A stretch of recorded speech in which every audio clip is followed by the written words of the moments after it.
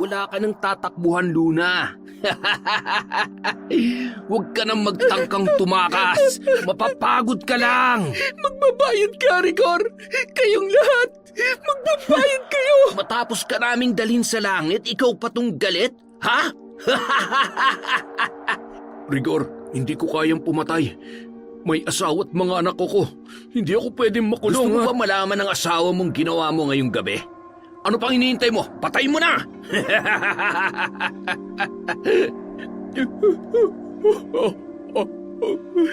Saksi ang langit at buwan sa lahat ng kahiyupan at pambababoy nila sa buong pagkatao ko. Hindi sila dapat kaawaan. Ipaparanas ko sa kanila ang pasakit na hindi pa nila nararanasan. Maghihirap sila hanggang kamatayan. Sakit na walang kagalingan hanggang sa unti-unti silang mamatay. Matitikman nila ang batas ng isang mambabarang. Taon 2003. Ginhalaran, Negros. Bandang 6:00 ng gabi, pauwi na ang dalagang si Luna mula sa bahay ng mayamang pamilya na kanyang pinagsisilbihan. Ang pamilyang yon ang nagbibigay trabaho sa mga kalalakihan sa kanilang baryo.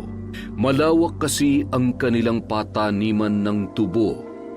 Bata pa lamang si Luna ay doon na nagtatrabaho ang kanyang ama na si Hermenio. Nang mamatay ang kanyang ina ay tinanggap ni Veronica si Luna bilang kasambahay. Nais niya kasing matulungan ang kanyang ama sa pagtatrabaho lalo na't nagkakaedad na ito at may pagkakataon pa na nagkakasakit na rin. Bitbit ang isang supot ng bahaw na kanin at tira-tirang ulam ay nagpaalam na siya sa kanyang among si Veronica at nagpasalamat sa pagkain na magsisilbi nilang hapunan ng kanyang tatay Hermenio. Matipid namang ngumiti at tumango ang ginang. Palingon-lingon pa si Luna na parang mayroong hinahanap. Masaya na kasi siya na masilayan ang anak ng kanyang amo na si Rigor bago umuwi sa kanilang bahay. Sinundan ng mga mata ni Veronica si Luna. Hindi may pagkakaila na humahanga siya sa kasipagan at kabaitan ng dalaga. Pagkalabas ng tarangkahan ay masayang pinagmasdan ni Luna ang bahay ng pamilyang kanyang pinagsisilbihan. Ang yaman talaga nila, Ma'am Veronica. Napakaganda at napakalaki ng bahay. May malawak na sakahan at may napakagwapong anak. Ay, siguro kung ganito lang kami kayaman, edi sana buhay pa si nanay ngayon. Kung nakapag-aral lang sana ako, siguro magkakaroon din kami ng magandang buhay katulad nila. Ay, makauwi na nga lang. Sigurado ako hinihintay na ako ni tatay. Nagpatuloy sa paglalakad ang dalaga hanggang sa naramdaman niya na parang may mga nakasunod sa kanya. Bigla namang siyang nakaramdam ng kaba, lalo na't ilang linggo pa lamang ang nakalipas ay may napabalitang hinalay at pinatay sa kanilang lugar. Dinoble niya ang bilis sa paglalakad. Narinig niya ang mabilis na tibok ng kanyang puso at tila ba kinakapos sa paghinga. Ha? Sir Rigor, papatayin niyo naman ho ako sa gulat. Akala ko ay may masamang tao nang sumusunod sa akin. Masyado ka naman nervyosa, Luna. Alam mo, ngayon ko lang napansin na maganda ka naman pala. Salamat po. Kayo pa lang po ang unang nagsabi sa akin yan. Ganun ba? Huwag ka mag-alala, may mga kasama ako na magpapatunay na maganda ka, Luna. Magandang maganda. Teka, ano po bang ibig sabihin nito? Pre, mukhang maganda lang pero mahina ang kokote ah. Sa bagay, katawan lang naman ang habol natin dito eh. Tapos, tapon ulo. Bastos ka! Anong pinaplano niyo, ha? Sabihin na lang natin na nalulungkot kami kaya kailangan namin ng kasama. Kaya Luna, baka naman. Ano ba? Bitawan mo ako! Hindi ako sasama sa inyo! Ba't? Edgar, habulin mo! Lintik, napakabagal mo kahit kailan. Pero Rigor, itutuloy ba talaga natin to? Hahabulin mo, papuputukin ko yung bungo mo. Ay, nako boy, sumunod ka na lang kasi. Isa ka pa dyan, habulin nyo, bilis! Tulong! Tulungan niyo ako! Tay! Wala ka ng takas ngayon. Sumunod ka na lang sa gusto namin kung ayaw mo masaktan. Mga hayop kayo! Saan niyo ako dadalhin? Bitawan niyo ako! Parang awa niyo na! Hinahanap na ako ng tatay ko! Kung gusto mo pang makita ang tatay mo, huwag ka na lang pumalag at sundin mo na kung anong gusto namin. Naintindihan mo? Subukan mo lang tumakas ulit. Papatayin ka namin pati ng tatay mo. Kinaladkad nila ang dalaga sa kalagitnaan ng gubat kung saan may ginawa silang kubo at doon nila isinasagawa ang panghahalay sa mga babae na natitipuhan nila. Walang kalaban-laban at isa-isa nilang hinalay si Luna at sinaktan. Hindi nila tinigilan ang dalaga hanggang sa nakontento sila. Puno ng sugat at pasa ang katawan nito. Patuloy sa paghikbi ang dalaga habang nanginginig sa takot at galit dahil sa ginawa sa kanya. Pinabayaan siyang nakahandusay sa damuhan sa tagiliran ng kubo habang naninigarilyo ang tatlong lalaki na noon ay namamahinga dahil sa matinding pagod. Pinilit niyang ipunin ang kanyang natitirang lakas para takasan ng mga yon at iligtas ang kanyang sarili.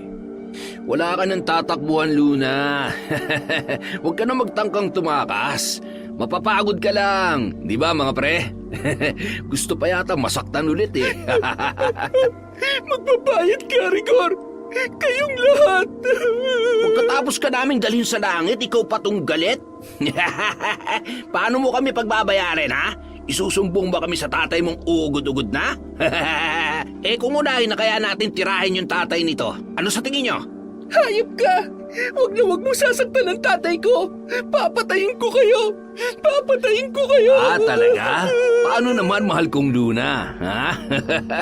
Papatayin sa sarap? Ha? Hayop ka! Pinampagay sa'yo! Edgar, patayin mo ang babaeng yan! Ano ba? Narinig mo ba ako? Sabing patayin mo eh! Rigor, hindi ko kayang pumatay. May asawa at anak ako. Hindi ako pwedeng makulong at... Papatayin mo siya o ikaw ang papatayin ko? Gusto mo ba malaman ang asawa mong ginagawa natin? Ha? Gusto mo ba?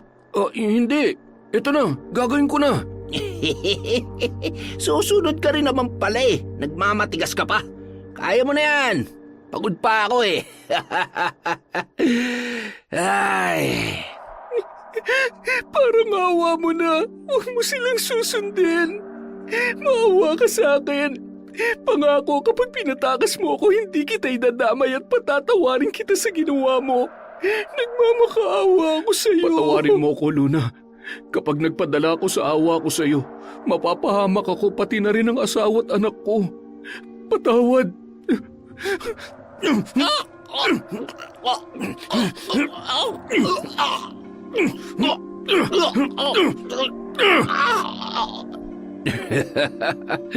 Mahusay. Tara na, pagtulungan nyo na yan at itapon sa ilog. Hinila ni Dante at Edgar ang dalaga sa magkabilang braso nito. Nang makarating sa pangpang na bahagi kung saan ang baba noon ay ang malalim na ilog na may rumaragasang tubig at meron ding malalaking bato sa gilid, doon nila pinagtulungang itapon ang katawan ng dalaga. Samantala, 8:00 na ng gabi, halos mangawit na ang leeg ni Mang Hermenyo sa paghihintay sa kanyang anak na si Luna. Diyos ko, amang mahabagin. Anong oras na? Ngayon lamang siya ginabi ng uwi. Ano na kaya nangyari sa anak ko? Kailangan ko na siyang hanapin. Wala naman sanang nangyaring masama sa kanya. Ay Diyos ko, huwag niyo po sanang pababayaan at sana'y makauwi siya ng ligtas dito sa bahay. at agad na tumungo si Mang Hermenyo sa mansyon.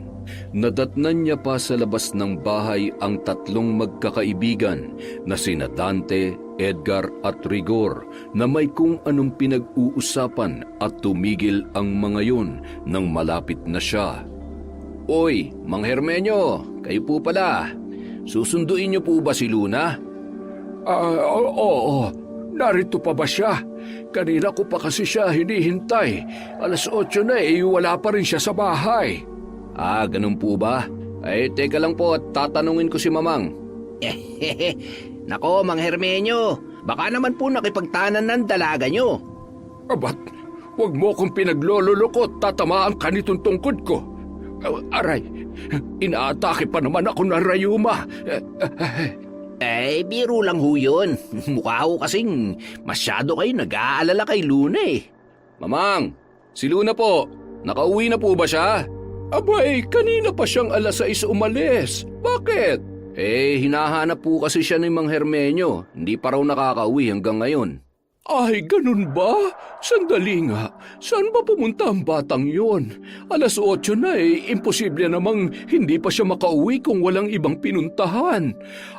Mang Hermenyo, kanina pa ho umalis si Luna. 6:00 pa lamang nung umalis siya dito. May dala pa nga ho siyang pagkain para sa inyo. Ay, ganun po ba? Maraming salamat. Baka sakaling nagkasalisi lamang kami. O kaya naman may pinuntahan lamang ang anak ko. Sige ho at tutuloy na ho ako. Pasensya na po kayo sa abala, ha? Ay siya, sige ho. Ingat ho kayo at madilim na sa daan, ha? Medyo mahina na po ang liwanag ng flashlight ninyo. Rigor, pahiramin mo nga ng ilaw si Mang Hermenyo. Bilisan mo. Agad namang sumunod ang binata sa utos ng kanyang inang si Veronica. Pagkatapos kunin ng flashlight ay iniabot niya iyon kay Mang Hermenyo at malugod namang nagpasalamat ang matanda. "Hoy, hindi maaaring malaman ng matanda ang nangyari kay Luna. Kung hindi, siguradong malilintikan tayong tatlo." Wala nang Luna magsusumbong at siguradong ilang araw lang pagpipiesta ng bangkay niya ng mga talangka sa ilog. "Hindi ba kayo nakukonsensya sa ginawa natin? Kawawa naman yung matanda. Siguradong alalang-alala siya kay Luna." Seryoso ka ba sa tono mong yan? Sa ating tatlo, ikaw ang kriminal, kaya ako may dapat mamakonsensya. Ikaw yon, Edgar. Gago ka! Hindi ko gagalawin si Luna at papatayin kung hindi niyo ako pinilit. Umuwi na nga kayong dalawa. Kapag hindi ako nakapagpigil, pareho kayong makakatikim sa akin eh. Dito niyo pa talaga napiling magbangayan? Ipapahamak niyo pa ako kay Mamang? Ay! Ito kasi, upakan ko to eh.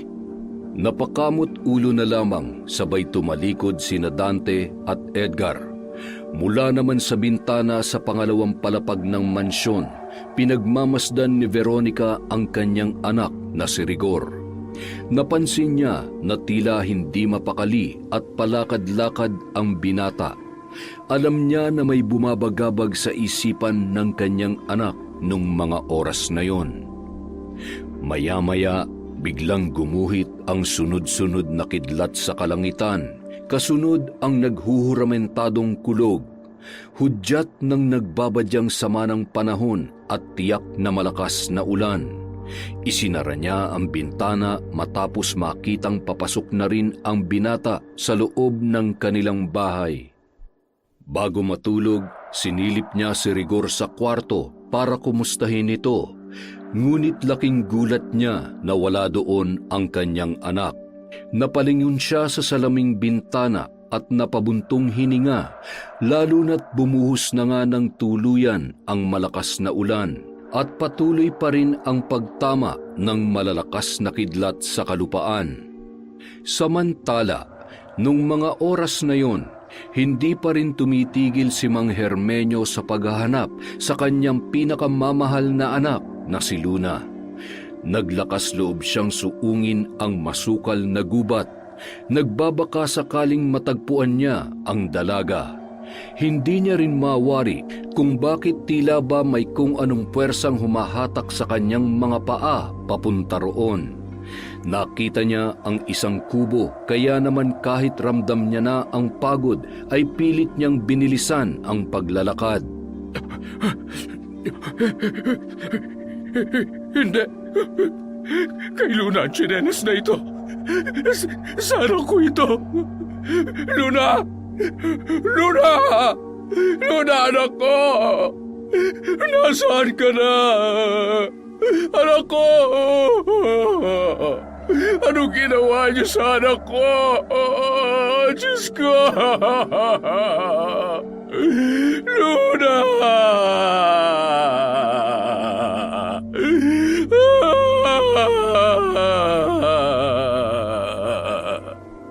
Napaupo ang matanda sa lupa habang yakap-yakap ang tsinelas ng kanyang pinakamamahal na anak. Maya-maya'y may isang lalaki ang papalapit kay Mang Hermenyo. Nakasuot yon ng itim na bonet at nakaputing damit. Ha? Sino ka? Ano yan? Kutsilyo?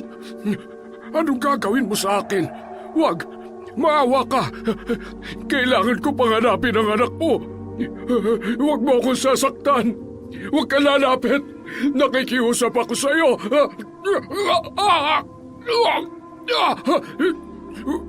Walang hiya ka!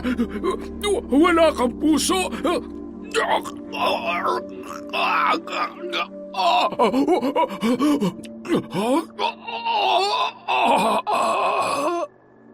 Kasabay ng pagtigil ng malakas na ulan ay ang huling hininga ng kaawa-awang matanda.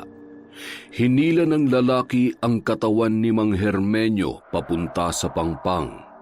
Pinagulong niya yon at tuluyan ng nahulog sa noon ay rumaragas ang tubig sa ilog dahil sa katatapos lamang na malakas na ulan. Kinaumagahan, sa karatig baryo ng Ginhalaran, isang matandang babaeng bruha na nakatira sa may paanan ng bundok ang noon ay natagpuan si Luna na nakahandusay sa mabatong bahagi sa gilid ng ilog.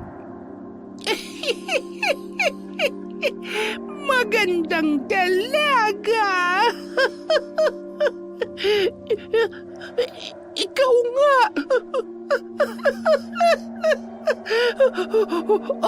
Anak ko! Bumalik ka! Anong nangyari sa'yo? Sinong gumawa nito sa'yo? Sino? Magbabayad sila!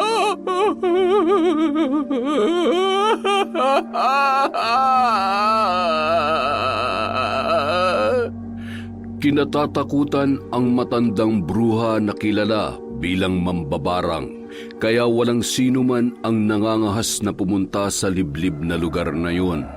Ani ng mga tao na nakakaalam ay marami nang nabiktima ang matandang mambabarang. Malaki ang galit nito sa mga kalalakihan dahil sa pagkamatay ng nag-iisa nitong anak na dalaga na halos kaedaran lamang ni Luna. Sa pagkawala ng kanyang pinakamamahal na anak ay tuluyan na siyang iniwan ng bait at nakipagkasundo sa demonyo kapalit ng isang itim na mahika upang mabigyan ng hustisya ang sinapit ng kanyang anak. Sa pamamagitan ng aking kapangyarihan, ipagkakaloob ko sa iyo ang buhay, lakas at kapangyarihang walang kapantay.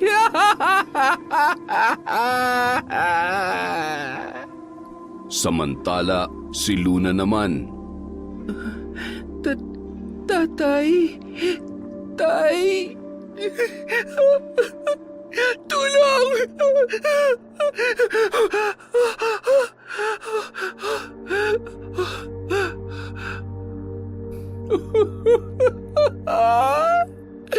Gising ka na, anak ko!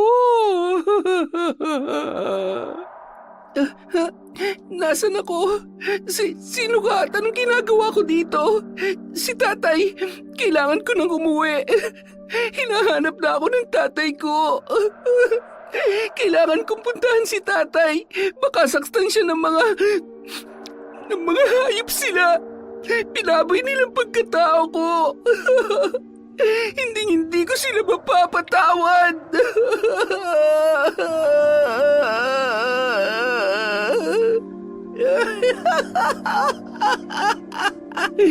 Tutulungan kita, anak ko. Huwag ka nang umiyak dahil mula sa araw na ito, ikaw ay magiging makapangyarihan at wala nang maaaring mang-abuso pa sa'yo. Wala na, anak ko. Wala na.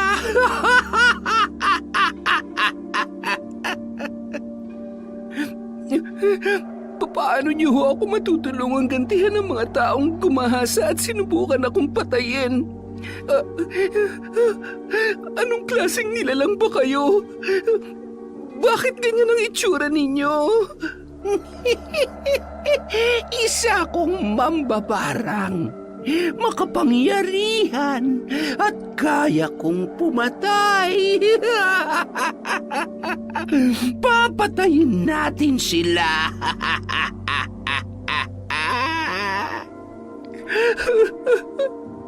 Saksi ang langit at buwan sa lahat ng kahiyupan at pambababoy nila sa buong pagkatao ko. Hindi sila dapat kaawaan. Ipaparanas ko sa kanila ang pasakit na hindi pa nila nararanasan. Maghihirap sila hanggang kamatayan. Sakit na walang kagalingan hanggang sa unti-unti silang mamatay. Matitikman nila ang batas ng isang mambabarang. Ilang araw lamang ang lumipas na numbalik na ang lakas ni Luna. Itinuring siya ng matanda na para niyang sariling anak. Higit sa lahat, tinuruan niya si Luna kung paano isagawa ang pambabarang. Iba't ibang anito ang nasa altar at mga lumang garapon na may mga lamang kung ano-anong mga buhay na insekto. Bukod pa roon ay may kakayahan ang matanda na utusan ang mga linta o limatik na nagmumula sa ilog. Kinakausap niya ang mga yon na para bang may sariling utak at naiintindihan siya. Mula sa araw na ito, ang lahat ng ipag-uutos ni Luna ay susundin ninyo. Marami kayong dugong sisip-sipin kapalit ng inyong pagiging masunurin. Ang napakaraming linta at limatik ay gumapang papalapit sa kinatatayuan ni Luna. Pinaligiran nila si Luna na tila ba sumasamba habang patuloy sa paghalakhak ang matandang bruha. Hindi naman maiwasang matakot at kilabutan ni Luna sa napakaraming limatik na gumagapang sa malawak na lupa sa harap ng kubong kanilang tinitirhan. Huwag kang matakot, Luna.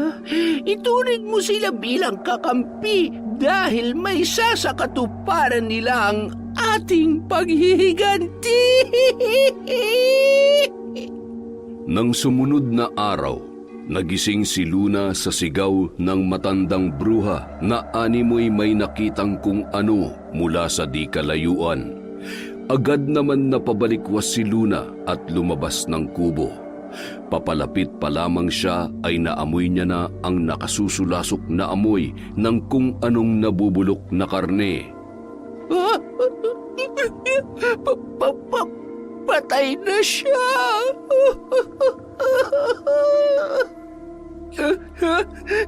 Tatay! Hindi! Tatay ko!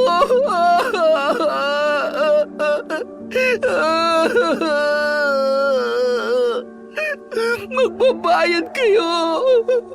Wala akong ititira sa inyo! Isinusumpa ko!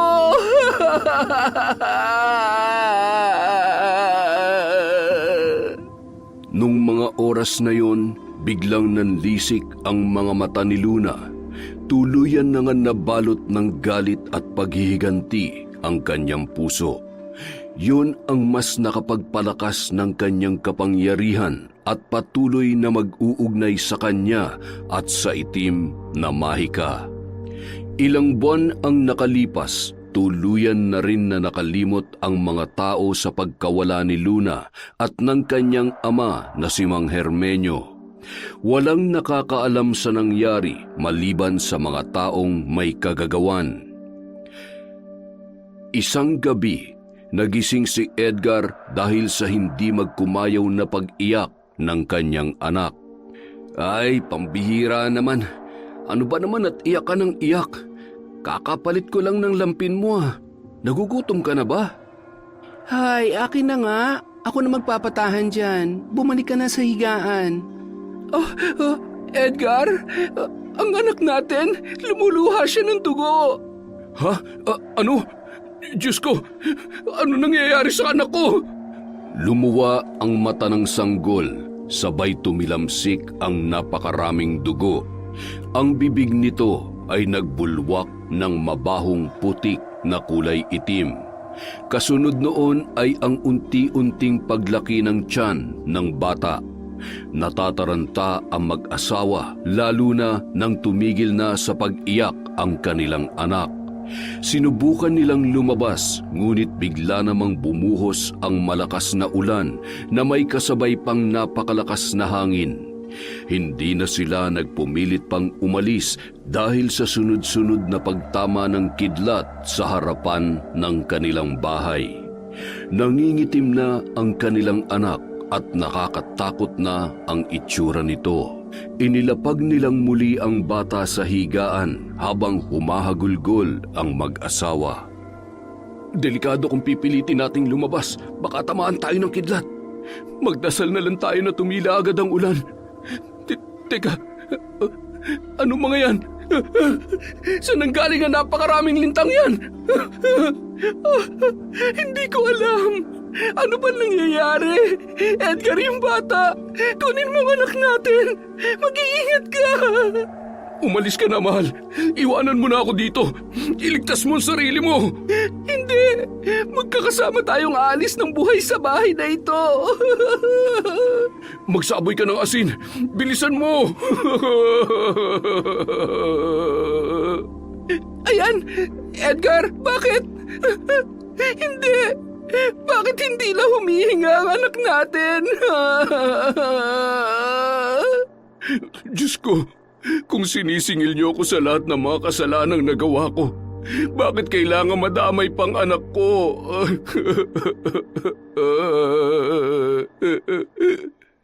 Agad niyang binuhat ang walang buhay na sanggol. Nagmistula ng tuyot ang balat nito. Naligo ang sanggol sa sarili niyang dugo at nang tanggalin nila ang damit ay napakaraming butas sa buong katawan ng bata. At sa likod nito ay may mangilan-ngilan pa ring linta na patuloy na sinisipsip ang natitira niyang dugo. Maging ang mga nakakitang kapitbahay sa sinapit ng kanilang anak ay hindi rin makapaniwala. Ay siguradong mambabarang ang may kagagawan nito sa anak ninyo. Hindi lang basta-bastang mambabarang yan. Mag-iingat kayo mag-asawa, Edgar. At kung may tao man kayong nakasamaan ng loob, ay mas mabuti pang humingi na labang kayo ng kapatawaran kaysa tuluyan pa kayong mapahamak. Nakikiramay ako sa pagkamatay ng anak ninyo, Edgar. Mambabarang? Tama ho bang rinig ko? Oo. Malakas ang hinala ko. At sa nangyari sa anak mo, nasisiguro kong masyadong malakas ang itim na kapangyarihan ng may kagagawan. Madalas ay galit at paghihiganti ang pinagmumulan ng lahat. Tanging kamatayan lamang ang paraan ng kanilang paniningil. Hinding-hindi sila titigil hanggat di namamatay ang mga taong may atraso sa kanila. Sige na, Edgar. Ako'y aalis na. Sandali lang ho. Baka ho may alam kayo kung paano ko ililigtas ang asawa ko at ang sarili ko laban sa sinasabi ninyong mambabarang. At kung may paraan para malaman kung sino talaga siya at anong kasalanan ko sa kanya para pahirapan niyang pamilya ko ng ganito. Sige na po. Ikinalulungkot ko, ngunit hindi kita matutulungan. Hindi ko siya kaya. Masyado siyang malakas at... Sige na, aalis na ako. Ayoko madamay pa sa inyo. Kailangan kong malaman kung sino kang demonyo ka. Pagbabayaran mong pagpatay sa anak ko. Hahanapin kita. Papatayin kita.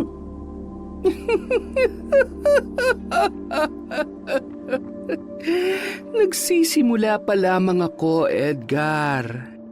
Nagsisimula pa lang. Huwag kang mag-alala. Magkikita rin tayong dalawa.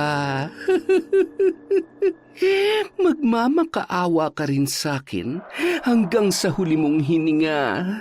Wala kang karapatang maging masaya.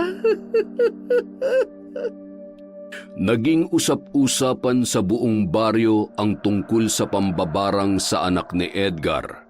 Sa gitna ng kanilang pagdadalamhati ay may mga tao pa ring hindi naniniwala sa kwento ng mag-asawa. Kasama na roon sina Dante at Rigor. Hindi kaya buhay pa si Luna? Nagpapatawa ka ba?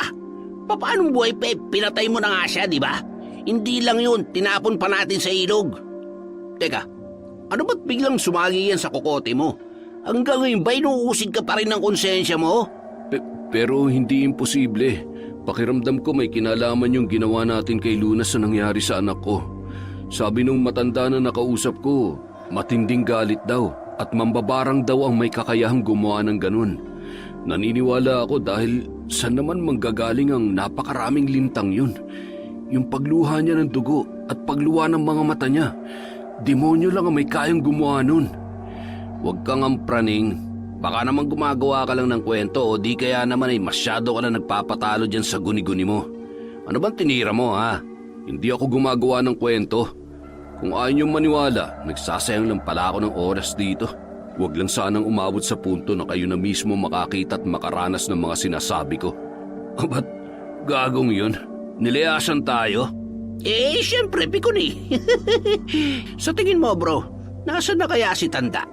Bigla na lang nawala eh.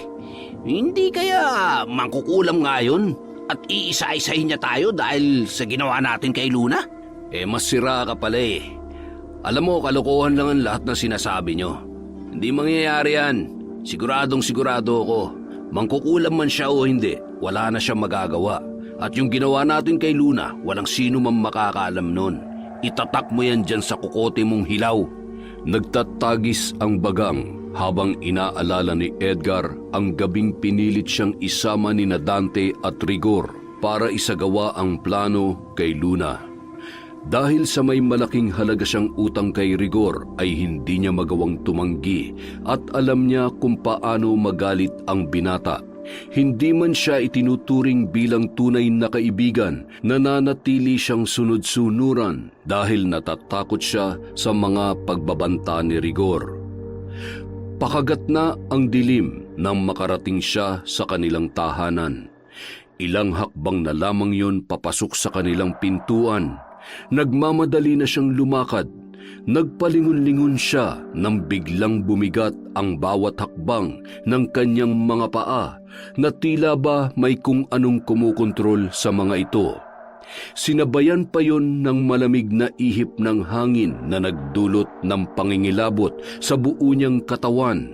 Nagulat siya nang marinig niya ang mga bulong sa kanyang tainga. Mga salitang hindi niya maintindihan. Mabilis at nakakapangilabot ang mga yon. Paulit-ulit kaya naman napahawak siya sa kanyang ulo na parabang mababaliw na. Tama na! Ang kirot ng ulo ko! Sumisigaw at unti-unting napaluhod sa lupa habang nagtataka at pinagtitinginan siya ng kanyang mga kapitbahay. Nagulat siya nang may malamig na kamay na humawak sa kanyang braso na wari tutulungan siyang makatayo. Pagtingala niya ay kitang-kita niya ang isang pamilyar na muka. Nakangisi, namumula ang mga mata, buhaghag ang buhok at nakakasulasok ang amoy nito. Luna, buhay ka? Anong ginawa mo sa anak ko, ha? Ikaw bang... Edgar, ako to si Mila, ang asawa mo. Ano bang pinagsasasabi mo dyan? Ano ba nangyayari sa'yo? At saka, bakit mo ako tinatawag na Luna? Sino si Luna? Nang babae ka ba? Edgar naman, kamamatay lang ng anak natin tapos... Teka mahal, sandali lang. Ano ka ba naman? Hindi ako nang bababae. Makinig ka sa akin. Magpapaliwanag ako. Hindi ko na alam kung anong gagawin ko. Natatakot ako. Takot na takot ako sa mga nangyayari at ayaw kong madamay ka pa. Katulad na nangyari sa anak natin. Ano ba talaga ang totoo? Hindi ko na rin alam kung ano nangyayari. Sabihin mo sa akin ang totoo, Edgar. Anong kinalaman mo sa pagkamatay ng anak natin? Sinong nambarang sa anak natin? Sino? Yung Luna ba na itinawag mo sa akin kanina? Siya ba? Oo. Dahil siya lang ang may malaking galit na posible may gawa ng lahat ng ito. Napakalaki ng kasalanan ko sa kanya. Pinatay ko siya. Pinatay ko siya. Ano? Pinatay mo? Pumatay ka ng tao? Mamamatay tao ka? Huwag ka lalapit sa akin. Mahal Diyan ko, ka lang. hindi ko sinasadya. Kinailangan ko lang gawin yon dahil... Dahil ano? Dahil gusto mong protektahan ang mga kaibigan mo? Ang sarili mo? Mamamatay tao ka. Wala kang awa. Wala akong ititira sa inyo. Luna, tama na. Patawarin mo na ako. Nakikiusap ako sa iyo. Tatanggapin ko lahat ng kaparusahan na nararapat para sa akin. Huwag mo lang idamay ang asawa ko. Pinatay mo ng anak ko. Hindi ka pa ba nakukontento? Bakit ako makikinig sa'yo? Nagmakaawa rin ako sa'yo noon, hindi ba? Pero anong ginawa mo? Pinatay mo ako. Pinatay mo pa rin ako. Walang kapatawaran ang ginawa mo at kulang pambuhay ng mga mahal mo sa buhay para pagbayarin ka sa lahat ng kasalanan mo sa akin. Biglang nawalan ng malay ang asawa ni Edgar habang ang kahindik-hindik na halakhak ng dalaga ay patuloy pa rin na naririnig ng lalaki na noon ay humahagulhol dahil sa labis na pagsisisi at takot. Ilang sandali lamang ay nakita niya ang biglang pag-itim ng labi ng kanyang asawa, gayon din ang mga kuko nito. Mahal, gumising ka. Ano nangyayari sa iyo? Binuhat niya ang kanyang asawa papunta sa kanilang higaan. Maya-maya, minulat ng babae ang kanyang mga mata. Kakaiba rin ang kulay ng mga yun. Nakatitig lamang yun kay Edgar na tila wala sa sarili. Hindi man nagsasalita ay kapansin-pansin na tila ba ito ay nanghihina. Kumuha siya ng pagkain at sinubukang subuan ang kanyang asawa. Pilit niyang ibinubuka ang bibig nito, ngunit bigla siyang napaatras at naitapon ang kanyang hawak nang lumabas sa bunganga nito ang sandamakmak na linta. Walang katapusang pagbuga ng mga gumagapang at tumatalon na linta at limatik at nagkalat na ang mga yun sa buong kabahayan. Patakbo at ilang beses pang nadapa bago nakalabas ng bahay at humingi ng saklolo sa mga kapitbahay nila. Agad naman nagsilapitan ang mga naroon at nakiusisa. Pagpasok nila sa bahay nila Edgar ay wala naman silang nakita ni isang linta. Kaya naman napakamot ulo na lamang ang mga ito at pinagtawanan na lamang si Edgar. Sigurado nag-a-addict yan si Edgar. Nasobrahan na kaya yan, wala na sa katinuan. Tara na nga, magsiuwi na tayo. Nagsasayang lang tayo ng oras sa mga walang kakwenta-kwentang tao. Kung totoo man na binabarang sila, malamang sa malamang meron silang inagrabyado. Ay, tama ka dyan. Hindi naman sila paglalaruan kung wala silang ginawang kasalanan. Ay, nako. Nasunog na yata yung niluluto ko. Hindi na lamang nakaimik si Edgar sa samut-saring paratang at masasakit na salita na kanyang narinig. Nilingon niya na lamang noon ang kanyang asawa na tila ba mahimbing nang natutulog. Maya-maya, narinig niya na tila ba kumukulo ang tiyan ng kanyang asawa. Nang bumaling ang mga mata niya sa bandang tiyan nito, unti-unti yung lumalaki hanggang sa banat na ang balat ng babae. Bakit? Hindi. Luna, alam kong nakikinig ka. Parang awa mo na. Tapusin mo na to. Pakiusap, ako na lang. Tama ng pagpapahirap mo sa asawa ko.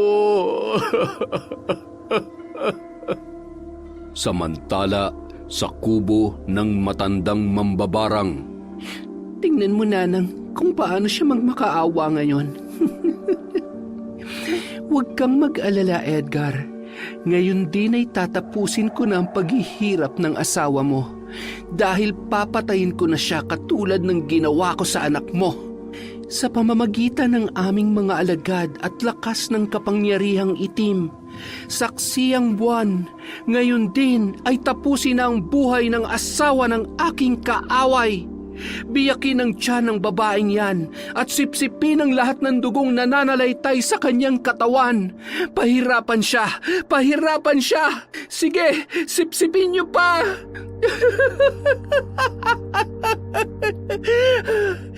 Wala na siya. Patay na ang asawa ni Edgar. Patay na siya, Nanang. Patay na siya.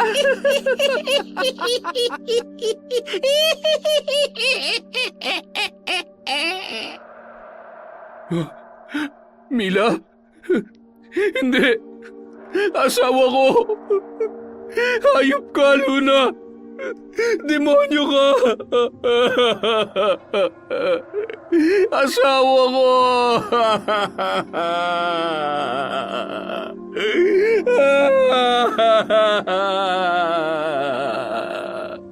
Sa karumal-dumal na pagkamatay ng asawa ni Edgar, halos karamihan ay naniniwala na rin na isang malakas na mambabarang nga ang nasa likod ng lahat ng nangyari.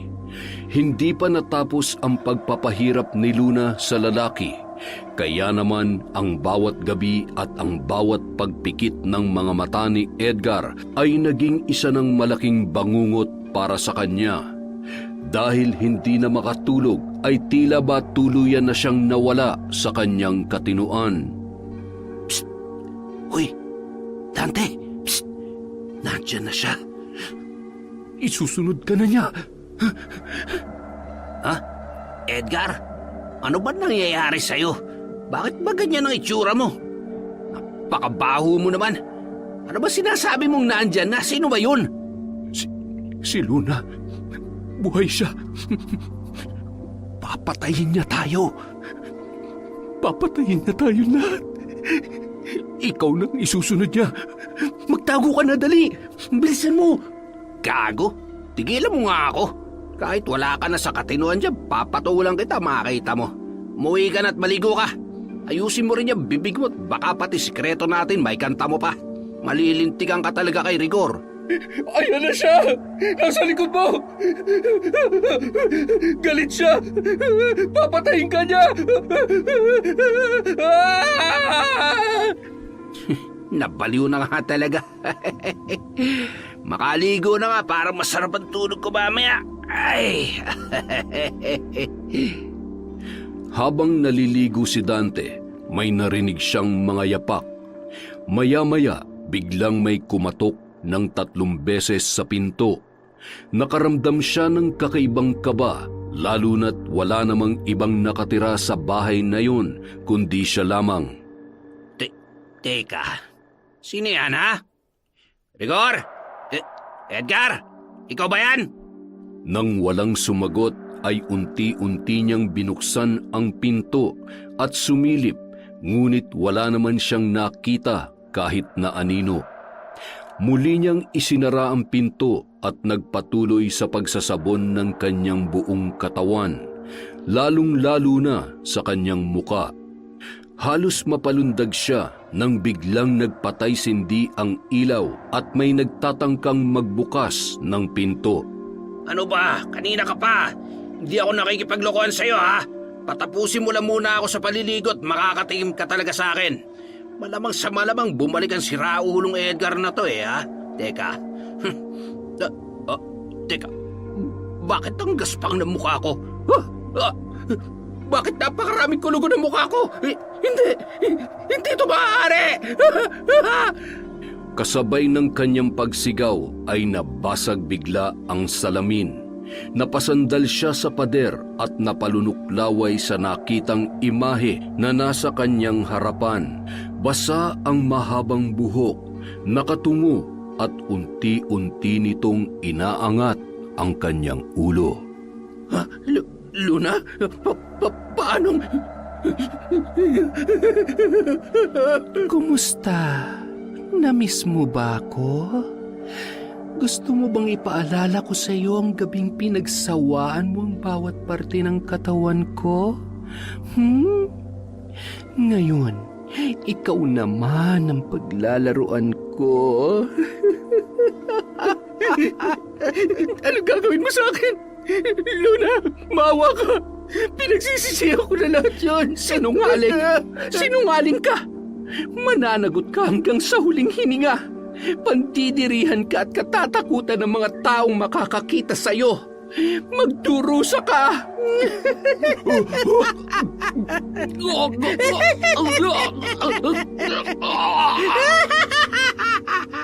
Kasabay ng malakas na halakhak ni Luna ay ang pag-angat ng mga salamin. Tumusok yun at ang pira-piraso ng mga bubog sa iba't ibang parte ng katawan ni Dante. Nang magkamalay ay nagkalat na ang dugo sa sahig at hindi siya makatayo dahil sa dulas ng sabon at dugo na nagmula sa kanyang katawan. Nanginginig ang kanyang kamay na pinulot ang kapiraso ng pribadong parte ng kanyang pagkalalaki at sumigaw. Mula sa maliit na butas ng inidoro ay naglabasan ang sandamakmak na linta na tila ba sabik na sabik sa dugo. Unti-unting gumapang yun papalapit sa kanya. Sa kabila ng labis na kirot ng kanyang mga sugat at patuloy na pagdurugo ay pinilit niyang gumapang at lumabas ng banyo. Tulong! Tulungan niyo ako! Hindi pwede to! Ang alaga ko! Luna! Anong ginawa mo? Napakasama mo! Sakto naman ang pagdating ni Rigor at nadatnan ang duguan niyang kaibigan na nagpupumalahaw. Oh, ano nangyari dito? Bakit ba nakahubad ka at nagkalat ang dugo? Ano yung hawak mo, ha? Bakit naputol yung ano mo? Anak ng teteng naman, oh. Tulungan mo ako, Rigor. Ilayo mo ako dito. Tulungan mo ako. Ay, hindi kita kayang buhatin. Isa pa, bagong linis yung sasakyan ko eh. Ano ba nangyari dyan sa mukha mo? Punong-puno ng... Ay, kadiri ka. Kulugo ba yan? Makaalis na nga, baka mahawa pa ako sa'yo. Ganto na lang, para naman hindi mo masabing masama akong kaibigan. Mag-uutos na lang ako ng pwedeng tumulong sa'yo, ha? Hindi ako pwedeng malit sa lakad ko eh. May bagong magandang dalaga sa sentro. Napaka-sexy at sigurado ako, katawan pa lang, panalong-panalo na. Paano ba yan? Hindi mo na matitikman dahil naputol na yung ano mo. Huwag ka mag-alala, Rigor. Sulitin mo na yan. Dahil bukas pangalawa, ikaw naman ang isusunod ni Luna. Tandaan mo yan. Ulol, ang patay, hindi na nabubuhay, Dante. Rigor, sandali. Hindi mo ba talaga ako tutulungan? Ay! Bahala ka sa buhay mo. Walang silbi. Samantala, Tingnan mo nga naman ang karma. Kawawang Dante. Siguro naman kapag pinatay kita kahit papaano makakaramdam ng kahit katiting na takot si Rigor. Kapag pinatay ko si Dante, walang ibang mapagbibintangan kundi si Rigor. Hindi ba't mas maganda kung mararanasan niyang himasin ang mga rehas kung saan doon nababagay ang mga kriminal na katulad niya? Kaya lang mas matutuwa ako kung ako mismo magpaparusa sa iyo. Sa inyong lahat. Panahon na para maramdaman niya ang bagsik ng aking paghihiganti. ilang sandali lamang ay pinagpiestahan na ng mga limatik ang katawan ni Dante. May mga sumuot ding linta sa bawat butas ng katawan ng binata. Ang iba naman ay lumilikha ng sarili nilang butas, nagpapakalusog dahil sa dami ng dugo na kanilang sinisipsip. Nang dumating ang dalawang lalaki na inutusan ni Rigor ay laking gulat at kumaripas sa takbo nang makita nila ang nakakatakot na itsura ng binata na nakahandusay sa sahig. Punong-puno pa rin ng linta at limatik ang buong kabahayan. Si Dante naman mistulang butot balat na lamang. Ang munting piraso naman ng maselang bahagi ng kanyang katawan ay nilalantakan na ng mga puti at malalaking uod. Rinig na rinig din nila ang tunog ng mga bangaw na tila ba nagdidiwang sa ibabaw ng bangkay nito. Napakaripas sa takbo ang dalawang lalaki sa kanilang nasaksihan noong mga oras na yon. Pinuntahan nila si Rigor na abala sa bagong babae na kanyang nakilala. Rigor, si Dante, malay na siya. Ano? Ayusin mo nga. Hindi ko maintindihan niya sinasabi mo eh. Ang sabi ko, si Dante, malay niya. Yung kaibigan ko. Anak ng teteng, wag mo nga akong pinaglololo ko. Ayusin mo yung pagsasalita mo. Tatamaan ka talaga sa akin eh. Nabahala naman si Rigor sa kanyang natuklasan. Kaya kahit pa labag sa kanyang kalooban, iniwan niya ang kanyang kasamang babae ng gabing yun at nagmadaling pinuntahan ang kanyang kaibigan na si Dante. Dante? Dante! Bakit wala na? Dito namin iniwan yun eh. Maraming nungong at halinta. Mani mga uod at nangaw. Imposible mawala limas na basta. Buhay man o patay, gusto ko mahanap niyo ang kaibigan ko sa lalong madaling panahon. Huwag kayong babalik na hindi siya nakikita dahil baka kayong mapatay ko. Agad namang umalis ang dalawang lalaki habang palakad-lakad sa labas ng bahay si Rigor. Hindi siya mapakali at nung mga oras na yun ay napapaisip siya sa mga nangyayari. Maya-maya, biglang may kumalabit sa kanya at paglingon niya ay nagulat siya sa mas lumalala pang kalagayan ni Edgar. May malaki itong bukol sa leeg at mga pigsa sa muka. Umaalingasaw rin ang masangsang na amoy nito at halatang tuluyan ng naapektuhan ang kanyang pag-iisip. Umuwi ka na. Ikaw nang isusunod ni Luna. Magtago ka. Bilisan mo. Ay, alam mo ba kung nasan si Dante? Nakita mo ba siya? Kinuha siya ni Luna. Papatayin niya siya.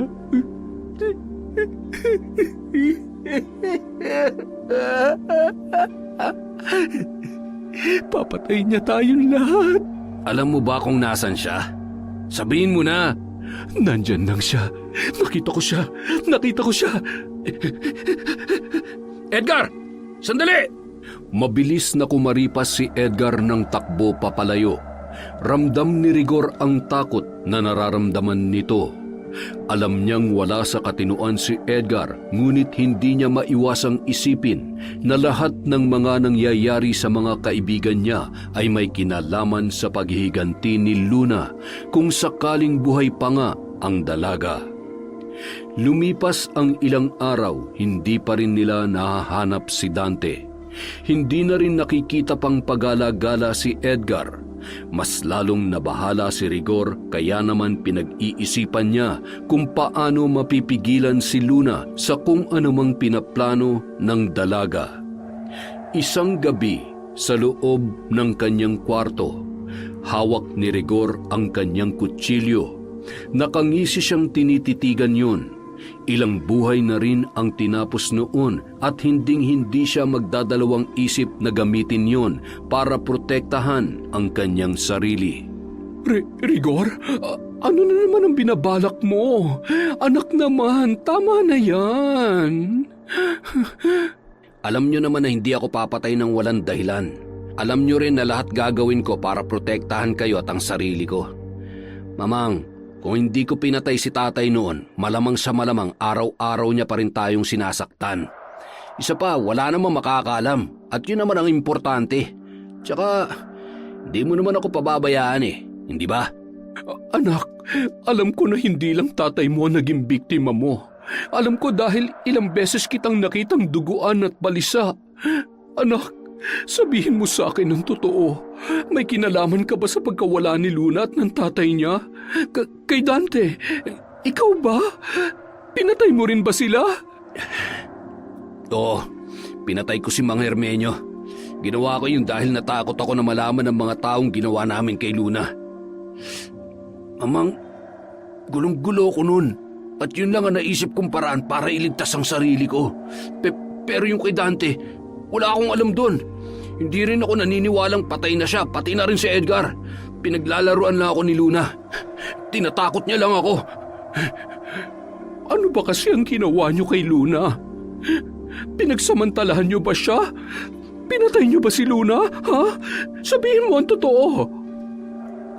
Oo, pinagsamantalahan namin siya. Magkakasama kaming tatlo nung gabi na yon. Pagkatapos ay pinapatay ko siya kay Edgar at ipinatapon sa ilog. Akala ko naman patay na siya. Dapat patay na siya. At kung sakaling buhay siya, hindi ko na siya bibigyan ng pagkakataon na makapaghiganti. Hahanapin at papatayin ko siya ng paulit-ulit. Anak, matakot ka naman sa Diyos. Tama na. Kung alam ko lang na aabot ka sa puntong ito, sana noon pa lang hindi na kita hinayaan. Dapat ipinakulong muna ako? Isinuplong muna ako sa mga pulis? Mamang, baka nakakalimutan mo na naging kriminal ako ng dahil sa'yo dahil ayaw ko nakikita kang nasasaktan. Pero hindi rin tamang basta ka na lamang papatay ng tao, anak. Kailangan mong pagbayaran ang mga kasalanan mo. Kailangan mo ring mamatay. Mamang, bakit niyo ako sinasakal? Ano ba nangyayari sa inyo? Hindi man lamang sumagot sa tanong niya ang kanyang inang si Veronica. Bagkus ay ngumisi pa ito at tinitigan siya ng masama, sabay lumabas sa kanyang kwarto na parang wala sa sarili. Dumiretso si Veronica sa kanyang silid, sabay humiga at humalakhak. Maya-maya'y nanumbalik ito sa kanyang sariling katinuan. Nakaramdam siya ng labis na pagkauhaw, kaya naman agad siyang pumunta sa kusina. Mabilis siya nagsalin ng tubig sa baso, sabay uminom at bigla na lamang nabilaukan. Hinawakan niya ang kanyang lalamunan na parabang may kung anong nakabara. Napasigaw siya habang naluluha sa kung anong labis na sakit at hirap na kanyang nararamdaman. Pinilit niyang ipasok ang kanyang kamay sa bibig upang abutin ang kanyang lalamunan at may hinila siya mula roon. Napakahabang mga buhok na hindi niya alam kung saan nagmula ang mga yon, hanggang sa sumuka ito ng dugo sa kanilang lababo. Mamang, Ano nangyayari sa'yo? Dugo! Huwag ka mag-alala, ayos lamang ako. Kung buhay ko magiging kabayaran dahil sa mga nagawa mong kasalanan, tatanggapin ko yon, anak. Sana pagsisihan mo ang lahat. Hindi pa huli ang lahat, pwede ka pang magbago. Hindi ka pwedeng mamatay, Mamang. Hindi ako makakapayag na kunin ka sa akin ni Luna. Hindi ako titigil hanggat hindi ko siya tuluyang napapatay. Anak, ang sakit ng ulo ko. Kasabay ng paghiyaw ni Veronica ay ang paghawak niya ng mahigpit sa kanyang buhok. Nabaklas ang anit kasama ang kanyang mga buhok. Tumulo ang dugo at gumapang ang napakaraming kuto sa kanyang muka. Sigaw ng sigaw si Veronica na mas pinili na lamang ipikit ang kanyang mga mata habang nakasalampak sa sahig. Nanginginig naman sa takot na nakatayo sa kanyang harapan si Rigor, ni walang magawa para sa kanyang ina. Pinilit ni Veronica na gumapang papunta sa lababo at binuksan ang gripo para hilamusan ang kanyang muka. Nanginginig pa ang mga kamay nito habang hinihilamusan niya ang sarili na may mga nagkukumpulang kuto na pilit niyang tinatanggal. Hindi pa man lubusang naaalis ang mga yun ay wala nang lumalabas na tubig sa gripo ng kanilang lababo. Rigor, anak, tubig! Bigyan mo ako ng tubig! Pagkuha ni Rigor ng pitsyel na may mahigit kalahati pang tubig ay bigla yung nangitim, kaya nabitawan niya yon at tumilapon sa sahig. Ang basang bahagi sa sahig ay nagmistulang putik at ilang sandali lamang ay nagsilitawan na ang malalaking linta. Gumapang ang mga yun papunta sa kinaroroonan ng kanyang ina, habang si Rigor naman ay nagmistulang parang estatwa na lamang. Hindi niya magawang ihakbang ang kanyang mga paa at hindi na rin makapagsalita pa ng mga oras na yun. Walang pakundangang tumakbo si Veronica nang makita ang mga linta. Umakyat sa hagdan sabay pumasok sa kanyang kwarto at isinara yon. Humarap siya sa salamin para tingnan ang kanyang sarili. Hindi! Ang mukha ko! Ang buhok ko! Hindi! Nawala na ang napakaraming kuto, ngunit naiwan ang mga sugat ng kagat nito sa muka ni Veronica. Nagmistula yung kahoy na pinamahayan ng anay. Kitang-kita ang kapulahan ng laman, gayon din ang malaking bahagi sa kanyang ulo na tuluyan ng nawalan ng buhok. Napatigil siya sa pag-iyak nang mapansin niya ang isang limatik na gumagapang sa salamin. Kumuha siya ng suklay at tinirisyon. Napangiwi pa siya nang tumilamsik ang dugo noon sa kanyang bibig at muka. Ilang sandali lamang ay biglang nagsibagsakan mula sa kisame ang katakot-takot na limatik at linta na hindi niya alam kung saan talaga nanggagaling. Wala nang mapuntahan pa si Veronica. Sinubukan niyang buksan ang bintana at dahil sa kanyang pagmamadali ay nahulog siya roon. Nang mga sandaling yun ay mabilisan naman na kinuha ni Rigor ang susi sa kwarto ng kanyang ina. Pagpasok niya ay hindi na alintana ang mga lintang gumagapang sa buong kwarto nang makita niyang nakabukas ang bintana at wala na sa loob noon si Veronica. Dumungaw siya sa bintana at kitang-kita niya ang nakahandusay niyang ina na duguan at natitiyak niyang wala ng buhay. Luna, hayop ka! Magtutuos tayong dalawa! Magpakita ka sa akin! Samantala, Mas hayop ka. Hayop pa sa hayop. Demonyo pa sa demonyo. Huwag kang mag-alala. Malapit na ang pagkikita natin. agad na tumakbo palabas si Rigor, ngunit bigo siyang matagpuan ang bangkay ng kanyang ina. Mamang! Mamang! Luna! Ibalik mo sa akin si Mamang! Huwag mo siyang idamay dito! Hayop ka! Ngayon alam mo na ang pakiramdam ng mawalan. Wala pa yan sa kalingkingan ng sakit na nararamdaman ko, Rigor. Pinapangako ko, ako mismo maghahanap sa'yo, Mamang. At ikaw, Luna, kung akala mo natatakot ako sa'yo, nagkakamali ka! Nagkakamali ka! Nagmamadaling pumasok si Rigor sa kanyang silid at kinuha ang kanyang baril sa aparador. Habang pinagmamasdan niya ang hawak niyang baril ay napangisi pa siya.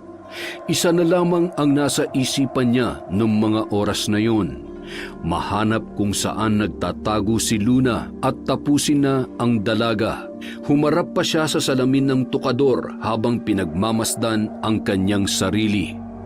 Papatayin din kita katulad ng pagpatay ko sa tatay mo. Bigla na lamang nanikip ang kanyang dibdib kaya nailapag niya ang baril sa tukador at pinakikiramdaman ang kirot na kanyang nararamdaman.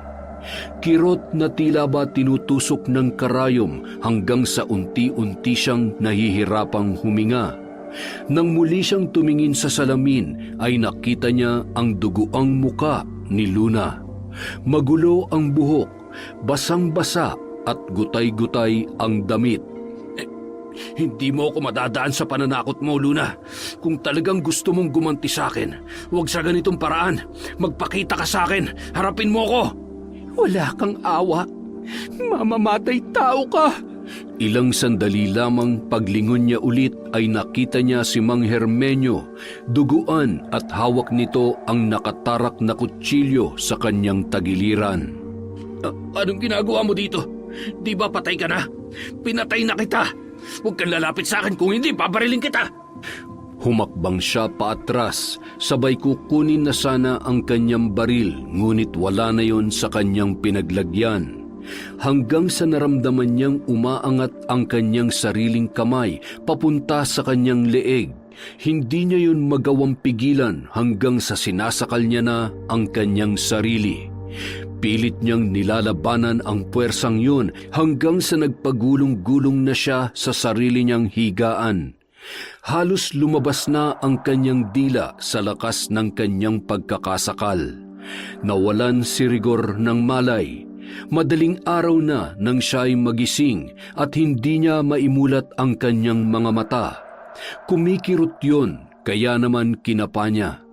Isang malaki ngunit malambot na bukol ang kanyang nakapa na tila ba may likidong laman. Umupo siya at inalala ang nangyari, kung paano siya nakatulog sa kanyang kama at kung bakit napakagulo ng kanyang higaan. Nanumbalik ang mga pangyayari na makita niya ang baril sa tukador. Agad siyang tumayo kahit bahagyang nanghihina ang kanyang mga tuhod. Tiningnan niya sa salamin ang kanyang sarili at nang makita ang kanyang muka, siya ay napasigaw. Kitang-kita niya ang malalaking bukol sa kanyang mata na punong-puno ng nana.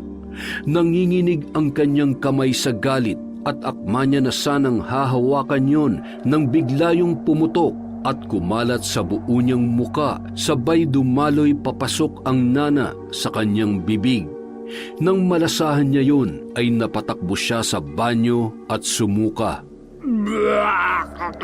Inuubos mo talaga ang pasensya ko, Luna. Papalabas na sana siya ng banyo nang maramdaman niyang naiihi siya. Pagtingin niya sa gawing ibaba ng kanyang salawal ay may napansin siyang kakaiba. Hindi pwede to. Hayop ka talagang babae ka. Nagkaroon siya ng luslos, kaya naman lalong nadagdagan ang kanyang dahilan para hanapin at tapusin si Luna. Nang mga oras na yun ay masayang-masaya naman ang dalaga. Sigurado akong sa mga sandaling ito, gigil na siyang hanapin ako. Hindi na ako makapaghintay pa, Nanang. Gustong-gusto kong makita ang pagmumukha niya habang pinapatay ko sa harap niya ang sarili niyang ina. At higit sa lahat, ang pahirapan ko siya ng paulit-ulit hanggang sa siya'y mamatay. May sasakatuparan mong lahat ng yan, Luna. May sasagawa mo lahat ayon sa iyong mga plano.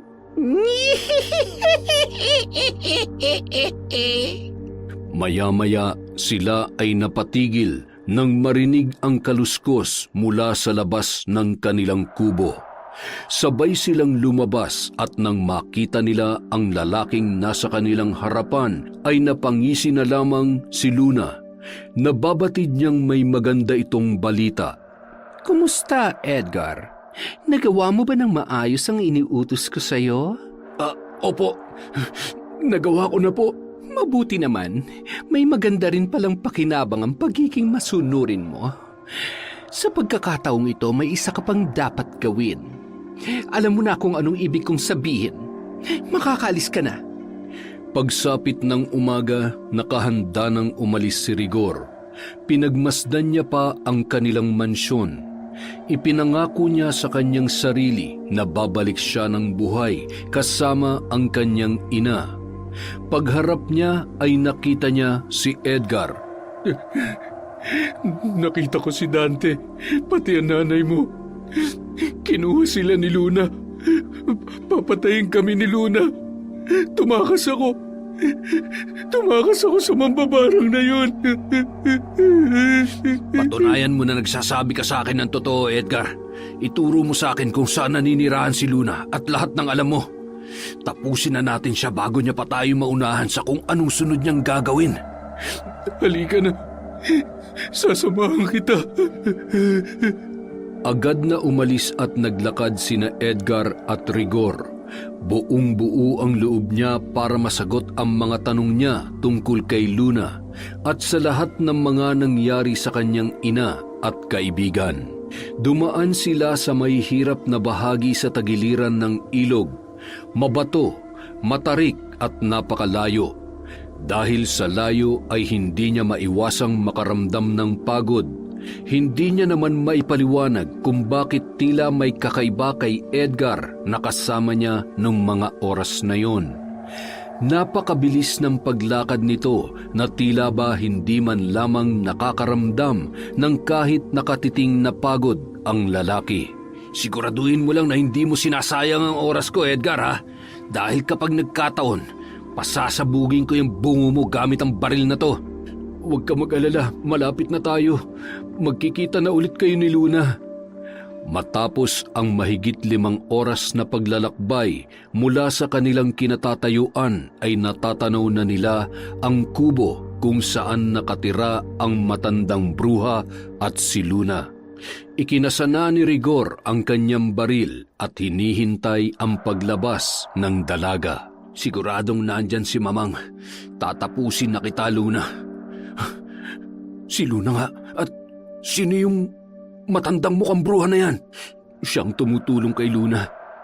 At maliban sa matandang yan, may isa pa siyang kasabwat. Ha? Ano? Sino? Huwag mong sabihing buhay pa si Mang Hermenyo dahil sigurado ako patay na yun bago ko siya tinapon sa ilog. Hindi ako kasing tanga mo. Kung inayos mo lang sana ang trabaho mo, di sana patay na si Luna at sana buhay pang asawa at anak mo.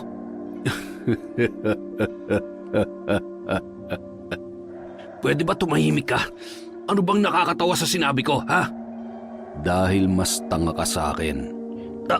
Ano ba nangyayari sa'yo? Hindi mo maaagaw sa akin ang baril ko!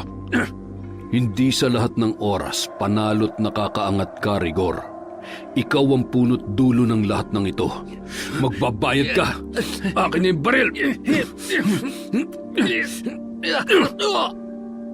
Nawalan ng malay si Rigor matapos ang malakas na pagkakapukpok ni Edgar sa binata ng baril, sabay pinagtatadyakan niya pa ito.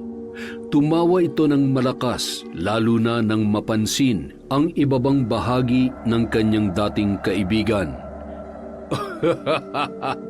Yan ang dapat sa'yo. Bagay na bagay sa'yo sa dami ng babaeng nabiktima mo. Pinasan ni Edgar si Rigor papunta sa isang pamilyar na lugar kung saan doon isinagawa ang panghahalay kay Luna. Itinali niya ng napakahigpit ang binata. Pagkatapos ay nakangisi siyang tumalikod at pumunta kay Luna. Luna, nagawa ko na ang lahat. Siguro naman ay napatawad mo na ako. Uto-uto, bakit naman kita patatawarin, ha? Hindi ko ibinalik sa ayos yung pag-iisip mo para makapagsimulang muli at magbagong buhay. Hindi na mabubura ang katotohanan na ikaw pa rin ang pumatay sa akin nung gabing yon. Ano pa bang kailangan kong gawin para mapatawad mo ko? Wala. Walang katumbas na kahit anong ginawa niyong kahayupan sa akin. Wala akong ibang gusto kundi mamatay ka. Mamatay kayong lahat. Luna, tama na! Wala ka ng silbi sa akin kaya papatayin na kita. Tatapusin ko na lang ang paghihirap mo para matapos na rin ang pangungulila mo sa asawa at anak mo. Napakasama mo, Luna! Lahat ng kasamaan ko at kung ano ko ngayon, dahil yun sa'yo at sa mga kaibigan mo, wala tayong pinagkaiba. At huwag kang magmalinis dahil pareho lang tayong mamamatay tao. Alagad ng demonyo, mamatay ka na! Huwag! Magagamit mo pa siya. Pakinabangan mo siya. Hindi ba't masaya kung kumpleto sila at sabay-sabay mo silang ipapaanod sa ilog at pagpipiestahan ng ating mga alaga? Iyon ang nararapat sa lalaking yan.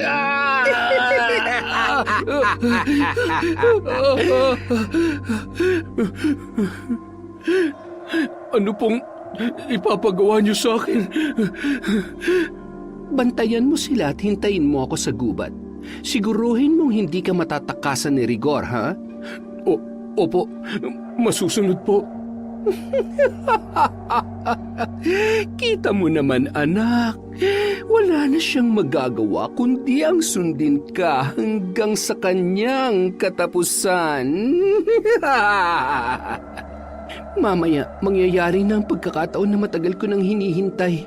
Ang muli naming pagkikita at ipapaalala ko sa kanila lahat ng kababuyang ginawa nila sa akin. Pahihirapan ko sila triple sa hirap na pinaramdam nila sa akin.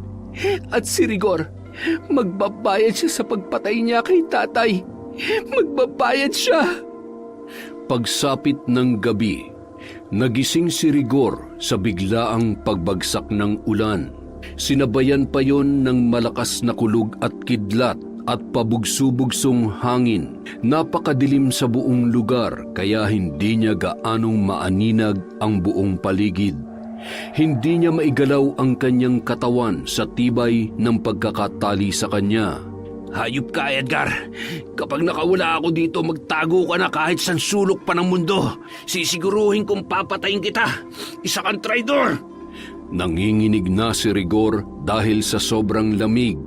Basang-basa na at ramdam niya ang gutom. Tumila na ang ulan at unti-unti na ring nasasanay ang kanyang mga mata sa dilim. May 3 puno sa harap niya at may 2 tao na tulad niya ay nakatali doon. Ilang sandali pa nakarinig siya ng pagdaing na tila ba nasasaktan at lamig na lamig rin.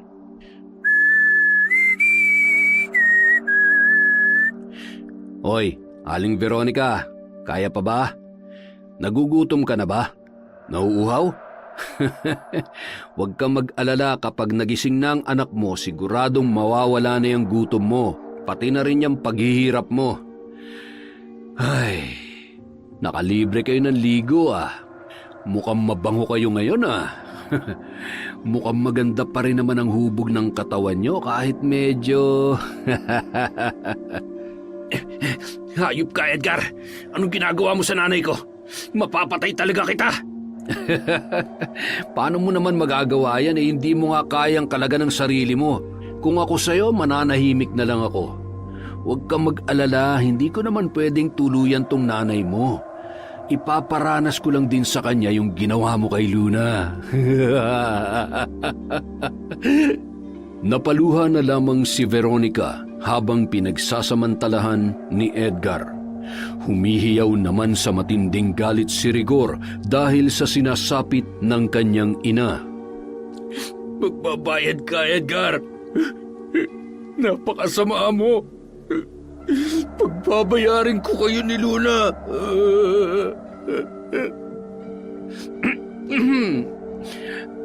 Edgar, ano ba naman kasing ginawa mo sa kulubot na nanay nitong si Rigor? At mukhang nanggagalaiti sa galit. Pambihira ka naman, oo. Ay, Hayop ka, Luna. Pakawalan mo ako dito. Papatay na talaga kita. Pagbabayaran mong lahat ng ito. at bakit ako magbabayad sa'yo? Sa ating dalawa, ikaw ang may kasalanan sa akin. Wala kang karapatang maningil dahil walang kabayaran ang ginawa mo sa akin. Kahit buhay mo, kulang pa dahil sa ginawa mo sa akin at sa pagpatay mo kay tatay.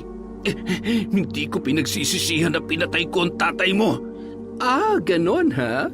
Hayop ka talaga. Pwes hindi ko rin pagsisisihan ang ginawa ko sa nanay mo at sa gagawin ko pa sa kanya. Ako may atraso sa'yo. Akong parusahan mo. Huwag mo idamay ang nanay ko. At bakit hindi? Bakit ako? Ano pang ginawa ko para gawin mo sa akin lahat yon? Pinaglingkuran ko ng maayos ang pamilya ninyo. Nirespeto ko kayo at ang taas ng tingin ko sa inyo. Pero anong ginawa mo? Binaboy mo ako ng paulit-ulit. Yung tatay ko, anong kasalanan niya sa'yo para patayin mo siya? Bakit mo siya pinatay? Anong kasalanan niya sa'yo? Hindi ba wala naman? Kaya ngayon, kaya ko rin patayin ang nanay mo kahit pa wala siyang atraso sa akin. Isa pa, isang malaking kasalanan na nagsilang siya ng manyakis at walang pusong katulad mo. Patayin mo na ako. Patawarin mo ng anak ko, Luna. Nakikiusap ako sa iyo. Patawarin? Alam niyo, naiintindihan ko na kung bakit may taong katulad ng anak mo. Dahil malamang sa malamang, kinukonsinti mo siya. Isa kang irresponsableng ina, nagpalaki ng kriminal. Kung naging mabuti kang ina, hindi sana lumaking demonyo ang anak mo. Kaya dapat ikaw ang mamatay, hindi ang tatay ko. Patawad.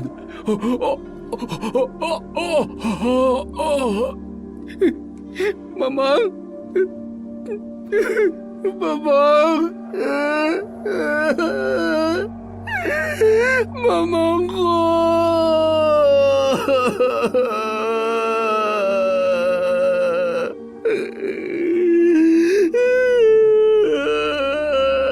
Ano? Masakit bang mawalan ng magulang, Rigor? Mas masakit pa dyan ang ginawa mo kay tatay. Pinatay mo ang kaisa-isang taong meron ako. Ano pa bang gusto mo? Hindi pa ba sapat lahat ng pagpapahirap mo sa amin?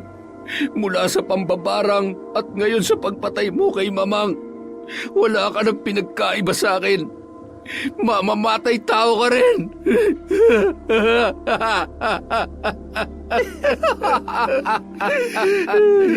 Sa palagay mo, may pakialam pa ako sa kung anong tingin mo sa akin? Wala nang masasaya pa sa makita kong nahihirapan kayong lahat. Edgar, maghukay ka. Bilisan mo. At mabilis namang naghukay si Edgar. Pagkatapos noon, Pumasok ka sa hukay.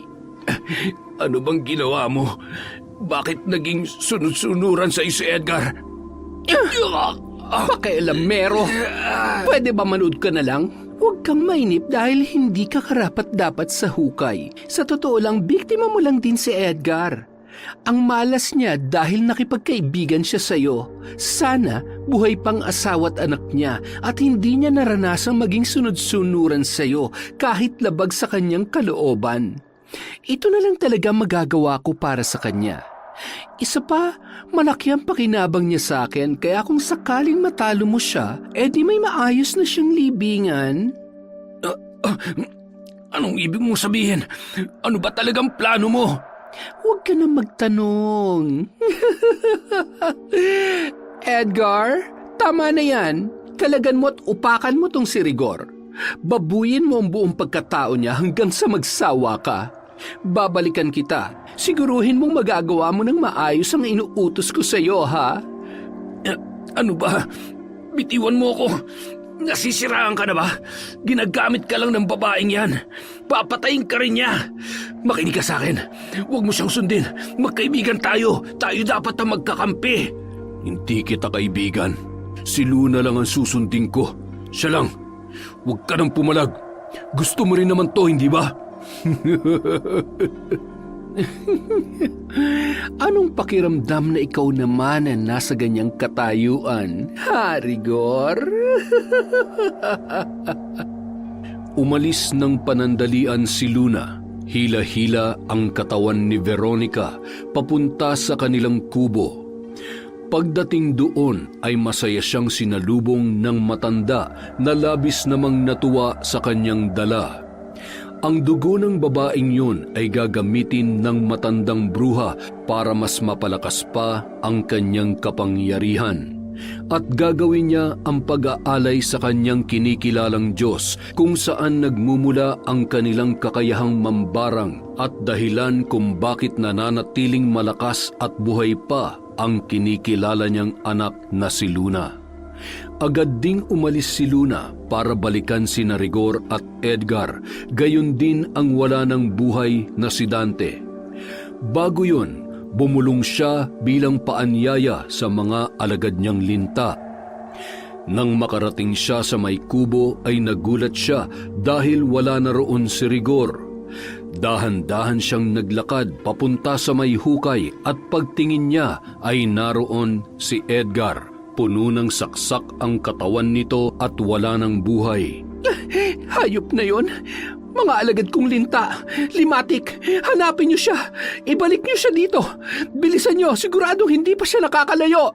Hirap man sa paglalakad, dala ng sakit ng kanyang buong katawan dahil sa pakikipagtagisan ng lakas kay Edgar bago niya yon tuluyang napatay, ay pinilit niyang bilisan ang bawat hakbang para takasan si Luna at ang posibleng kamatayan na nag-aabang sa kanya. Hindi mo ako mahuhuli ng buhay, Luna. Napatigil siya sa paglalakad nang maramdaman niya na may kung anong sumusunod sa kanya. Biglang bumilis ang pagtibok ng kanyang puso at nakaramdam ng biglaang paninikip ng dibdib.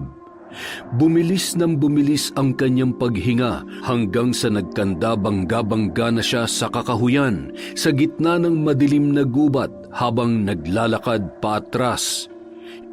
Hindi ako maaaring magpadala sa takot. Kailangan kong makaalis sa lugar na ito. Napasigaw siya nang biglang may dalawang kung anong gumapang sa kanyang muka. Hindi niya matukoy kung ano ang mga yon. Ramdam niya lang ang malalamig na dampi ng mga yon sa kanyang balat. Akma niyang hahawakan nang biglang pumasok yon sa kanyang mga mata. Hanggang sa marami pang mga linta at limatik ang tuluyang namahay sa kanyang katawan na pumasok sa kanyang tainga, ilong at sa mga mata ng binata. Napahiyaw at napahandusay siya sa lupa dahil sa hindi maipaliwanag na sakit ng kanyang ulo. Nang mawala ang pananakit ng kanyang ulo ay tumayo na siya na parang wala lamang nangyari. Naglakad siya ng mabilis at muling bumalik sa lugar kung saan siya nanggaling. Akala mo ba matatakasan mo ang kasalanan mo sa akin? Isa kang hangal. Lumapit si Rigor kay Luna na parang wala sa sariling pag-iisip hanggang sa lumabas ang mga linta sa kanyang mga mata, gayon din sa tainga at ilong. Bakit nandito na naman ako? Luna, tama na. Tigilan mo na ako. Pinagsisisihan ko na lahat ng ginawa ko. Bigyan mo ako ng pagkakataon para magbago. Hindi ka dapat kaawaan. Wala ka ng pag-asa magbago dahil sagad ang kasamaan mo, Rigor. Hindi ko nahahayaan pang may mapahamak na babae dahil lang sa'yo. Wala nang dalagang sasapitin ang pinagdaanan ko dahil sa kababuyan mo. Kung hindi mo ako mapapatawad, siguro mas mabuti pang ang patayin na lamang kita sa pangalawang pagkakataon. Mamatay ka na! Hindi mo ako kaya! Lalaki pa rin ako at babae ka. Kaya sa ating dalawa, mas malakas pa rin ako. Hindi ko hahayaang matalo at mapatay ng isang katulong na katulad mo.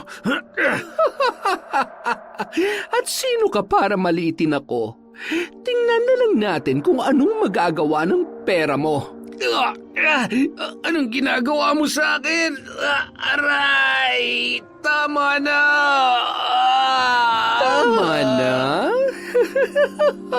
Kanina napakatapang mo. Bakit ngayon nagmamakaawa ka na, ha?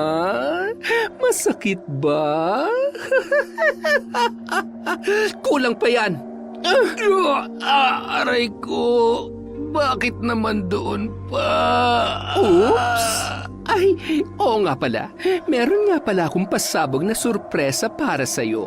Pero mamaya na yan. Gusto ko lang munang iligpit mo ng maayos ang mga kaibigan mo para naman may magawa kang tama bago ka sumuong sa impyerno. Huwag kang makampante dahil... aray ko, sakit. Kahit anong pagpapahirap mo sa akin, isasama pa rin kita sa impyerno. Oo na, sige na. Pagdating ko doon, ikaw ang unang hahanapin ko. Pero sa ngayon, kalagan mo muna ang kaibigan mong si Dante. Masyado nang nabubulok at syempre, pinagpipiestahan na ng uod ang kanyang katawan. Ew. Ayoko. Napakabaho na niya na to. Basta, ayoko. Susunod ka o dadagdagan ko yung sakit na nararamdaman mo? Ano? Eto na, sandali lang. Buwisit na yan. Napakabaho ka, diri. Bilisan mo na, tumigil ka na sa kakareklamo. Huwag mong ubusin ang pasensya ko. Mas umaalingaso pang ugali mo kesa dyan sa nabubulok na katawan ng kaibigan mo. Alam mo, napakasaya ko ngayon. Akalain mo sa lugar na ito kung saan walang awa niyo akong pinagsamantalahan, dito rin nakatakda ang inyong magiging katapusan. Luna, hindi ko talaga kaya. Patayin mo na lang ako kesa hawakan ng... Sige, madali naman akong kausap. Pagbibigyan kita sa gusto mo. Mga alagad kong linta, tulungan niyo na nga lang ang walang kwentang lalaking ito. Lumitaw at muling nagkumpulan ang mga yon at gumapang papunta sa puno kung saan nakatali si Dante. Ilang segundo lamang ay natanggal ang pagkakatali nito. Naglaglagan na ang ilang parte ng kanyang katawan sa mga natuyong dahon. Napatakip ng bibig si Rigor at napalunok ng laway nang humakbang ang mga paa ni Dante malapit sa kinatatayuan niya. Paanong... Tulungan mo ko, Rigor. Tulungan mo ko. Huwag ka lalapit sa akin! Hinabol siya ni Dante na halos gumapang na sa lupa dahil sa sobrang takot. Kahit saan siya magpunta ay hindi siya tinatantanan ng bangkay na noon ay minamanipula ni Luna. Napakalakas ng mga halakhak ng dalaga habang nakikita si Rigor na takot at nahihirapang tumakbo sa bigat ng kanyang dinadala na kagagawan ni Luna. Dante, mauna ka na sa lugar kung saan niyo ako tinapon. Huwag ka mag-alala, susunod na sa'yo si Rigor. Ayaw ko naman maging malungkot ka kaya sisiguruhin ko magkakasama din kayo kaagad. Agad namang humakbang papunta sa may bangin si Dante at hindi nagdalawang isip na tumalon sa ilog. Magpakabusog kayo mga mahal kong linta at bumalik kayo agad dahil hindi pa tayo tapos. Luna, kung papatayin mo rin lang ako, gawin mo na. Pagod na ako. Hirap na ako. Huwag mo na akong paglaruan at pahirapan pa. Napakagaling.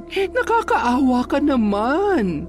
Kaya lang kapag naaalala ko kung gaano ako nagmakaawa sa iyo noon at hindi mo man lang ako pinakinggan, ay, wala eh. Dapat lang talaga na magdusa ka ngayon. Hayop ka.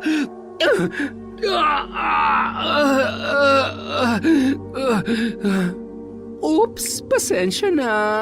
Tinamahan ba yung... Ang laki niyan, ha? Mukhang sasabog na. Ano naman kayang laman niyan? Barya? Ginto? Ay, tingnan nga natin kung anong lalabas dyan. Wala kang kasing sama. Oo na. Ngayon, nahanap mo ng katapat mo. Kalma ka lang. Masyado ka nagagalit eh. Mas mabuti pang pakalmahin mo ang sarili mo para sa pinakamalaking sorpresa bago kita ihatid sa impyerno. Anong ginagawa mo? Bakit lalong lumalaki ito? Aray ko!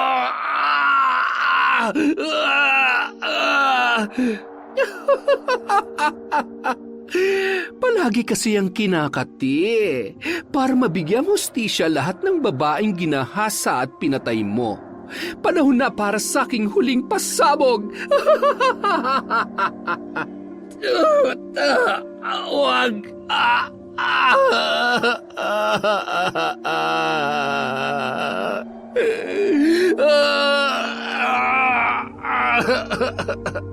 At sumabog na nga ang bukol sa pribadong bahagi ng katawan ni Rigor. Nagsilabasan ang maraming higad at gumapang yon sa kanyang buong katawan. Nagpagulong-gulong si Rigor na parang nababaliw sa sobrang takot at di mapaliwanag na sakit na kanyang nararamdaman. Bigla naman naglaho ang mga yon. Nilapitan siya ni Luna. Halos hindi niya na kayang tumayo at nangangatog na ang buo niyang katawan sa sobrang takot. Hinila siya ng dalaga at iniangat sa lupa hawak ang kanyang leeg. Hindi na siya makahinga sa higpit ng pagkakasakal ni Luna. Namumula na ang mga mata ng dalaga dahil sa sobrang galit. Paulit-ulit niyang inumpog ang ulo nito sa puno katulad ng ginawa sa kanya noong siya ay pinagsasamantalahan. Hindi siya tumigil hanggang sa mamatay ang binata at malagutan na ng hininga. Tapos na.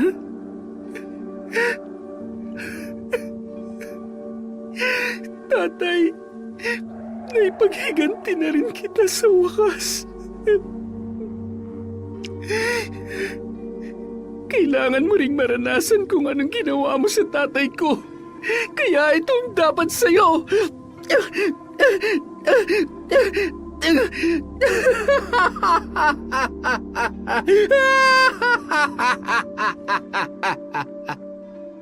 Ilang sandali pa, muling hinudyatan ni Luna ang kanyang mga alagad na linta at limatik na pagpiestahan na si Rigor.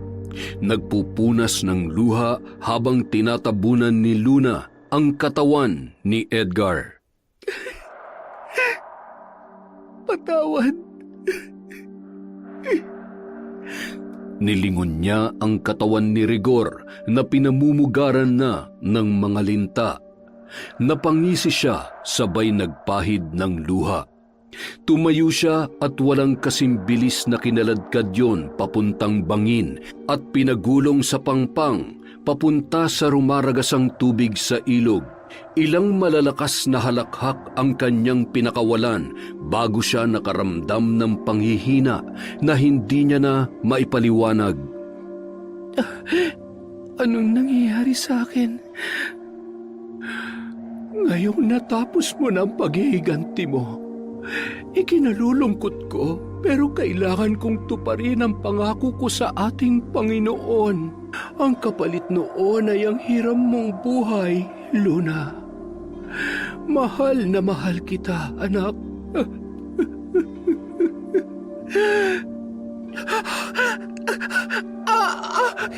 Hindi.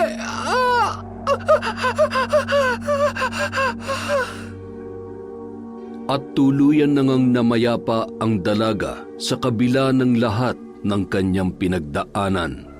At matapos niyang maisakatuparan ang pangakong hustisya para sa sarili at sa kanyang pinakamamahal na ama.